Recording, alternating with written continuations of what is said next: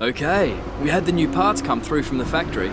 We'll get them on the car ahead of FP1. Hey, what's up guys, aarava here, and welcome back to an episode of my F1 2018 career mode, episode number 137 today for the German Grand Prix in Season 7. If you guys did miss the previous one, then be sure to go check that one out before you see this one, a rather interesting one at the British Grand Prix, which didn't start off the best, but ended pretty well. But we come here to Germany then, another one of my favourite circuits of the calendar. We've got some rain forecasts, unfortunately, once again for qualifying there, and then a dry race. We've got some performance updates, Toro Rosso making an upgrade there to try and catch up to McLaren.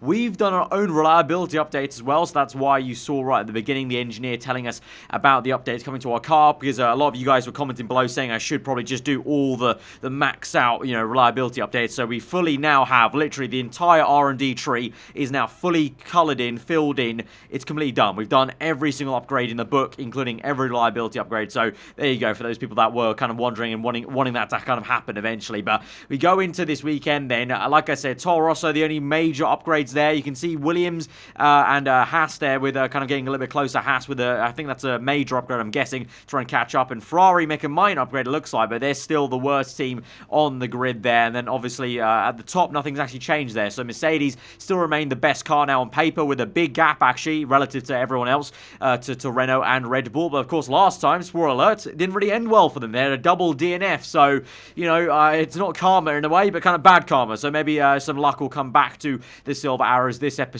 at the German Grand Prix. Obviously, their home Grand Prix, they've got a Mercedes grandstand here, so here's hoping for their sake they can go better. But for us, it's going to be an interesting one as we go into Q1. Once again, it is raining, so I'm hoping this is not going to be a pattern like last season. The back end of last season, we had quite a few races where there was a lot of rain. We've now had 2 races in a row where there's been rain in qualifying, and it's not helped us out. Obviously, last time, it really was a horrendous time for us getting disqualified at the British Grand Prix in Q1, so hopefully that doesn't happen. We waited to the kind of last 5 minutes of the session to kind of do consecutive lap times now, so we're going and finishing our first flying lap. We're going to go for a second one. We're getting a fair amount of time as we go very wide actually on that apex there, just in front of the Mercedes grandstand, but just trying to find the grip in the circuit. And once again, the car not feeling totally planted, but I must say it felt a lot better around this circuit than it did Silverstone. It's a bit of a lesser high-speed circuit than Silverstone is, of course, Hockenheim, so I think the car suits it a little bit better. And through the stadium section, trying to find the grip just in second and third gear and trying to wrestle the car through and trying to find the time. But you can see on the top right, we found a decent amount of time. For now, we're in P14, so that would get us into Q2. But through the last corner, hoping to find some more time to pop us into the top 10, just to be a bit more safe and have a safety net of some sort. And we go up into P7, so that's very nice for us then. We've got 2 minutes left in the session, and we go for a third run actually on that same set of inters and that same fuel we filled up. But towards the end of the lap, we actually lose time there. We were up just by a smidge, but in the end, as we come across the line, it's actually a negative time, so we don't go any faster on the third run, which makes some sense because some tyre wear gets hit on the intermediates. And unfortunately for me, I didn't have any fuel left for a fourth run. You can see I'm underneath 1 lap of fuel remaining in the car, and I was going to be on max fuel obviously if I wanted to do a qualifying run, so we couldn't do another one. But we're still P7. Sainz has gone better than us, Hartley just behind us, but still P7, so in the top 10. And so qualifying, the checker flag's gone, it was complete. So this stage I thought, okay, pretty comfortable. We're still P7, some people have set time, so I'm going to go and retire from this session. We're P7, shouldn't be any bother, just going to go ahead, retire. But you know what happened? You can guess it. The game, I don't know what, it's the biggest gripe I still have with F1 2018 career mode. There's not much else I really complain about on F1 2018 career mode, apart from this one thing, which I know a lot of people also complain about. It's the simulation thing, especially in the wet, because the AI are already faster, so much better in the wet than the player can ever be.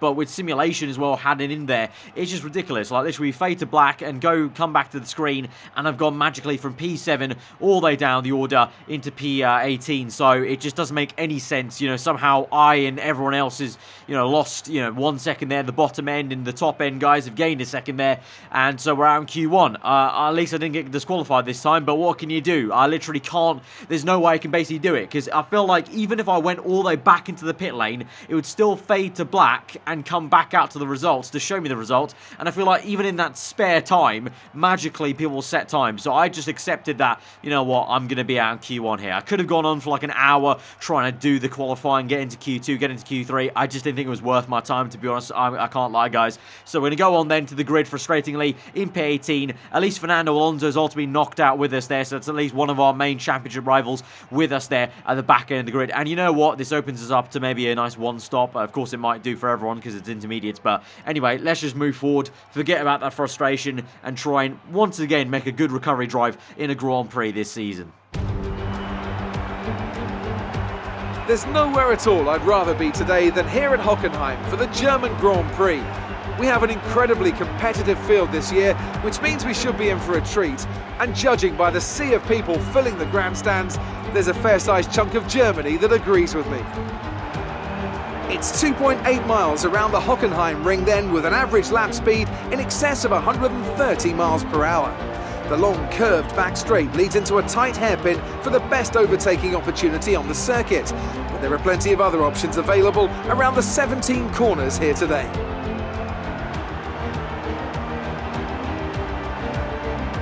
Also here, of course, is Anthony Davidson. Let's talk about the engineer. No grid penalties, no mitigating circumstances, just a poor qualifying performance and a very disappointing start position for them today. They'll have a sinking feeling as they look up from the cockpit and realise they're in a different postcode to the start line for sure. But the one positive they can hold on to is that the car is quick and they can make their way through the field. So let's have a look then at the starting grid ahead of the German Grand Prix for Season 7 of my F1 2018 career. And the biggest shock of the season so far in qualifying, Sebastian Vettel in the slowest car on the grid in pole position due to the unfortunate qualifying simulation glitch, with Max Verstappen in second place, Pierre Gasly third, and Carlos Sainz in P4. Kevin Magnussen P5 with Hamilton with a penalty. Suspect he was probably on pole position. Ocon in 7th place, and then the Force India of Sergio Perez, Grosjean and Bottas next, with Ricciardo, Van Dorn, Leclerc and Lance Stroll down to P14. Kimi Räikkönen P15 with Fernando Alonso alongside him, myself in P17 with Hülkenberg alongside, and then Sergio Soprin and Brendan Hartley round out the grid for the German Grand Prix.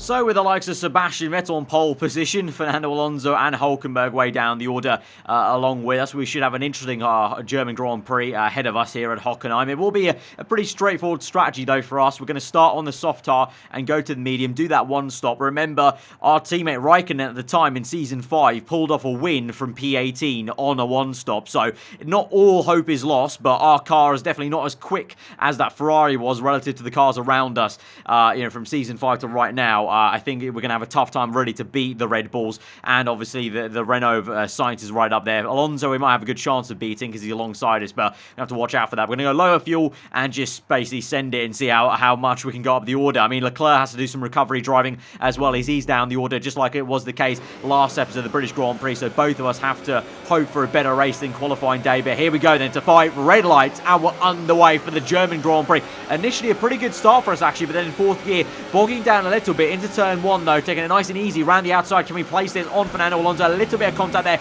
between myself and the Spaniard, and also for Lance Stroll and Räikkönen in the Williams v Ferrari battle there. We're going to try and have a bit of a late braid zone around the outside of the Williams car, and we have a little bit of a duel with Räikkönen. He's getting very familiar with his side pod bargeboard area there with my front right tyre, and so now we close up to him in the overtake mode now. Rich mix going. We've got a bit of traffic behind us as Alonso and Stroll fancy trying to make it a 4-wide move there, but in the end it's 2 wide down the inside of Kimi. Bit of an awkward brake zone really, especially in the opening lap always at Hockenheim, because everyone bunches up so much. It's a bit of a seesaw kind of apex almost, so it's very easy to hit someone ahead. But now as we move on then through the next lap, then Leclerc making overtakes now on the McLaren, and that will be of Brendan Hartley, I'm pretty sure. Down the inside he goes, and he's gone down the inside of the Haas. He's made a double pass, maybe this is Leclerc with a big old dive bomb there. We've seen Leclerc actually have some pretty big passes so far this season. He's made a double pass, he has made it work, and so he's got 2 positions for the price of 1. Absolutely amazing stuff there, and so maybe inspiring for me to do the same sort of thing, because both of us, like I said, have to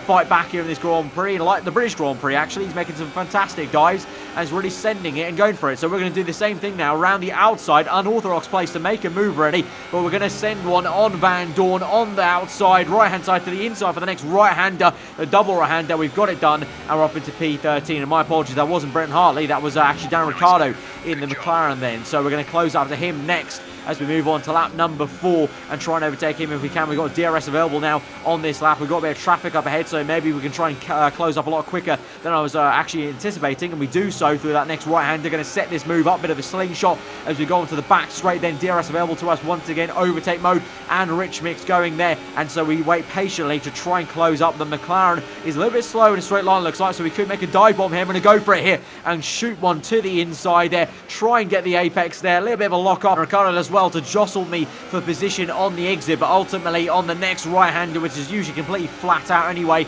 even if you're going side by side, we squeeze out the Australian man, and we're up into P12 of this Grand Prix. So far, pretty good progress in the opening 5 laps then, and hopefully it can continue, because my teammate Leclerc is doing just that. He's already overtaken Grosjean, then he's getting on the back of the next 2 cars of the Force India and the Toro Rosso.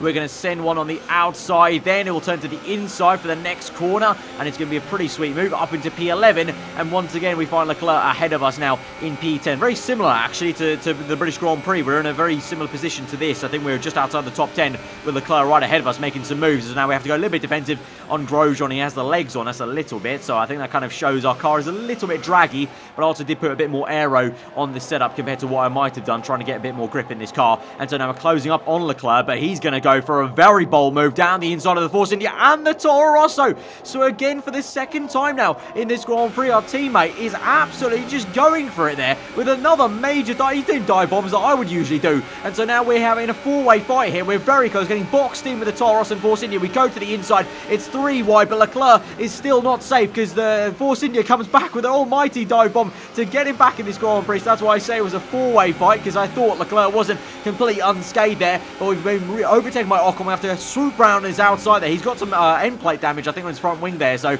able to dart around the outside of him, and we're up into P10 finally. Leclerc P9 only, because he doesn't get that move confirmed on the Force India quite yet, but actually a sensational bit of action there in that lap then, as we move on to lap 7 now. Leclerc on the outside, he's trying to do what we did to Grosjean, but the Force India is putting up a very good fight there. Sergio Perez, but he's been squeezed out. We've now got DRS. Can we try and waltz past him now, try and get some slipstream off our teammate and trying to help us out basically to try and do that move and finish that move off on the Mexican? And so now in the brake zone, a little bit awkward there, because I almost had a hint of maybe going for a dive on my own teammate there, but I thought the better of it, and we're just going to finish up in P9 there on that move. And now we're going to close up to Leclerc, who's going to subsequently close up to that Mercedes car of, I think that's Hamilton, I want to say. So he's going to go for the move to the inside of turn 1. He pushes Hamilton out, and we just narrowly missed contact there. That was the kind of contact that I would have lost a bit of my front wing there if I'd just gone a little bit millimetre left and hit Hamilton there, but we got saved just about by my reaction times there. So close there. And now Leclerc comes in to the pit stop because he's on ultra soft tyres actually, so I didn't notice that. Leclerc, for some reason, even though he got knocked out in Q2, he probably would have qualified on inters. He for some reason started on ultras, so I don't know if he's going to do a 2-stop or what. If he is, that's a mistake in my opinion, because right now at the moment Verstappen is in the lead. It was going to be Carlos Sainz in second place, but Gasly in the other Red Bull Honda has just sailed one around the outside, and he's going to try and make it a 1-2 for Red Bull Honda here at Hockenheim, which is not good for me because of course Gasly already has the lead of the championship, and if he's so far ahead of us, that's not going to be great. In P4 though is still Sebastian Vettel, to be fair, so he's lost pole position. Obviously he's in the slowest car on the grid, but fair play, he's still in P4 doing a job there. And meanwhile then it's the Haas of Magnussen being closed and chased after by myself, but he's going to come into the pit as we continue on for another lap on lap 10 through turn 1. A little bit unsettled there, so let's go snap of oversteer and try and get the car in a straight line, but we overtake Carlos Sainz, and we're right behind now Pierre Gasly. So of course we were on soft tyres. I think all these guys were on ultras, but actually looking at that on the top left, Gasly and Sainz both on medium, so that's actually quite worrying news. I thought I could maybe get a jump on these top guys by doing a 1-stop, and they were all going to do a 2-stop, a la what Leclerc did. He came in very early, but it seems like these top guys, at least Red Bull and Renault here, or the one Renault of Sainz, Alonso still down the order, they are going to pull off a 1-stop having started on ultras. So basically I have no advantage doing my strategy. I have no advantage really staying out on the soft tyres, apart from right now I'll get track position because I'm on the faster compounded tyre, as you make a very easy move in a straight line with DRS and Gasly, but pretty much it doesn't matter. This is how Raikkonen won the Grand Prix in Season 5 back then for P18, is because he did a 1-stop and most people did a 2-stop, whereas now the tyre wear levels, because it's Season 7 now, the upgrades have gone so good basically for every team, everyone can do a one-stop near enough from Ultras, it would seem, at Hockenheim. So basically, I now have a much tougher job. I actually don't think we're going to get anywhere near the podium, perhaps. We're going to have to really scrap away maybe for P4 or 5 at most, if we can try and jump some other people, because I think the likes of Leclerc, unfortunately, I think my teammate has gone for a 2-stop, which is not the best way to go about it, but we'll see about that. Let's just see where we come out, actually, because you never know. There might have been some traffic behind us, so we could jump some people right now as we come out in P4. Ricciardo behind us on soft tyres, so he's definitely doing a 2-stop then, I would say. But, oh, actually, no, I think he came into the pit lane just then. So Bottas is actually the car right behind us. And so at the moment, ahead of me is Carlos Sainz on mediums. It is going to be second place Gasly. And then first place going to be Max Verstappen in the lead, in a pretty commanding lead so far. He's been untouchable from even his teammates so far. And meanwhile, behind me then, like I said, was Bottas then, who jumped Ricciardo, because Ricciardo was actually coming in on the same lap as me for a pit stop. So it's actually Bottas, Leclerc behind him. But both these two guys, I'm assuming, are going to do a 2-stop. So they don't really matter too much, because they literally come in then from old soft tyres, both of those guys, onto, I'm assuming, softs for a bit of a more aggressive 2-stop. We'll see how the progress goes, but in my opinion, I just don't think it's going to work out for Leclerc, unfortunately, because he had to recover anyway. So that's going to unleash then is Daniel Ricciardo up into P5. This will be, of course, I'm now kind of free in P4 and kind of no man's land, so I can kind of just try to control my race. Behind Ricciardo is Sebastian Vettel. Then you've got the Mercedes car of Nico Hülkenberg, I believe that is, in the first of the two Mercedes. So Hamilton's really dropped off from his German counterpart teammate there in the other Silver Arrow. So we'll see probably the pace of the Mercedes going to be too much. The Ferrari car, like I said, no match for the Mercedes. Basically either side of the end of the grid in terms of performance. And so Hülkenberg powers past his fellow German, and he's up into P6. And then I suspect he'll probably close up to the McLaren and Ricciardo soon enough as well. And because it's been weird, really. Mercedes have been the top team now for 2 episodes. They had 2 DNFs last episode. Hamilton's dropped off here, and Hülkenberg's only now really picking up the pace. It's been a very odd kind of first few episodes of Mercedes being back at the top of F1 in this career mode, really. So I still think they're yet to fully show their kind of hand, and I think in the back end of this season we might see a few dominant performances from Mercedes once they get their act together, I guess, and get the strategy right. But anyways, we've gone through this Grand Prix. Not much to show from me, to be honest, but a lot to show from the cars behind me as the Toro Rosso sails past the Ferrari car. Pretty much, it's pretty much a montage of Vettel going backwards, because he's not got a very fast car, but somehow he's ended up in the top 10. But he's got much faster cars behind him. You've got Hamilton now closing up, and the other Toro Rosso. So soon enough, Hamilton will power past his kind of nemesis there in Formula 1, Sebastian Vettel, and he can't really do too much about that. So Hamilton up the order, and Hamilton now might fancy trying to overtake that Toro Rosso, and also that McLaren of Ricciardo isn't actually getting away too much there. They're still on the same straight, whereas Hülkenberg's waltzed away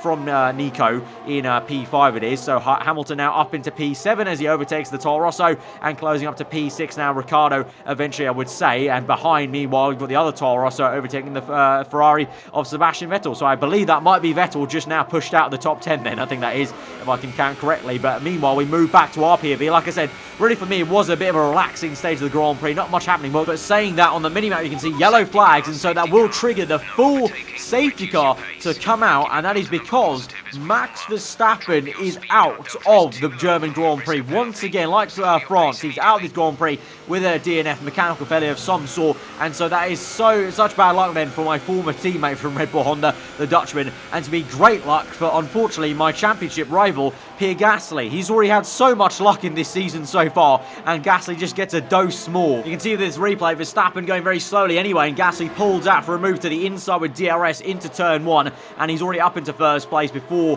Verstappen parks it up, I'm guessing, in around sector 2 to 3. So Verstappen still tries to limp on and fight, and actually has a look on the outside, but bless him, he's going to go out very soon as we cut later into that lap, and he's going to go through towards the Mercedes grandstand, actually. So quite ironic, that is the moment where his engine fails, basically. So I don't know, conspiracy theories of it happened right outside the Mercedes grandstand, I'm not saying much, but there goes his chance of winning the Grand Prix up in smoke. He parks up on the right hand side there, and he's out of this Grand Prix. So now Gasly's in P1, Sainz in P2, I'm in P3, but we've actually got a second Renault of Alonso right in front of us, because he's been lapped in this Grand Prix by the top 2 guys. So that is why there are 2 Renaults up ahead. So a day to forget for Fernando Alonso in that Renault as we now go green once again and go racing for only like 3 laps now remaining in this Grand Prix. But we are up into P3 then, and so we actually could be on for a good podium. I said we might not be because of the way everyone else was doing a 1-stop, but now due to Verstappen's retirement there, my P4 has turned into a P3, although Hülkenberg is looking pretty menacing behind me. I've completely been dropped by Carlos Sainz and Gasly. They've waltzed away already with less than half a lap gone, and now Hülkenberg is going to shoot one on the outside and does well to get alongside me, and we go very defensive there, squeeze him out and go very wide and try and get that position booked in there for 3rd place, and now we try and survive the remaining part of this Grand Prix. So we move on now to the last lap of the Grand Prix. Thankfully for me, I did push away from Hülkenberg, but this is going to be frustrating times. Gasly, I thought maybe Carlos Sainz could have pressurised him, but unfortunately not so, and Gasly's been kept pretty comfortable there in 1st place. So my championship rival will gain even more points on me, from 25 points to my 15, of course. So it's not looking great at the moment, and we need to try and break this momentum Gasly has, but there he goes, winning the German Grand Prix. But to be fair, from P17 we've come back through for P3, so I'm still going to be pretty damn happy about that. Good job, you did really well. Super driving.